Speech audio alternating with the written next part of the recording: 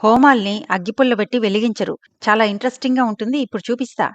మనం రోజు నిత్య కర్మలో అగ్నిదేవుణ్ణి అగ్గిపెట్టితో గాని అగరబత్తితో గాని వెలిగించి ఆవాహన చేసినట్టు ఒక పెద్ద హోమం గాని యజ్ఞం గాని జరిగినప్పుడు అలా జరగదు.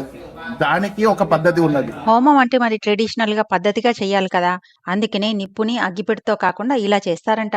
ఈ కనిపిస్తున్న చెక్క వాటితోనే ఇప్పుడు నిప్పుని చేస్తారంట. ఇంట్రెస్టింగ్ కదా! ఈ చెక్క వస్తువులకి ఫెవికాలు, నట్లు, బోల్టులు ఏమీ వాడరు కాబట్టి వాటిని ముందుగానే స్ట్రాంగ్‌గా ఇలా సెట్ చేసుకుంటున్నారు. నిప్పు పుట్టగానే ఈ ప్లేట్‌లో వేస్తారు. అందుకే ఈ ప్లేట్‌లో కూడా చూడండి అన్ని నేచురల్ ఐటెమ్స్‌తో అగ్ని ఇంకొంచెం పెద్దదవ్వడం కోసం కావలసినవన్నీ పెడుతున్నారు. భక్తి శ్రద్ధలతో వీటిని కూడా పూజ చేసిన తర్వాతే మొదలుపెడతారు.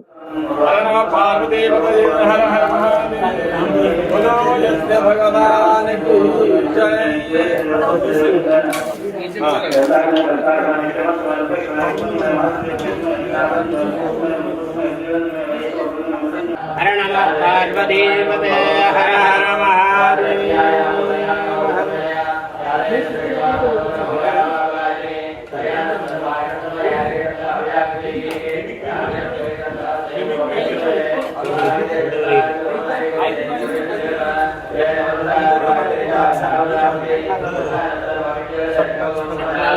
యాక్చువల్‌గా చూపించటానికి ఒక్క నిమిషంలో చూపించేశాను గానీ, రియాలిటీలో కనీసం అరగంటైనా పడుతుంది.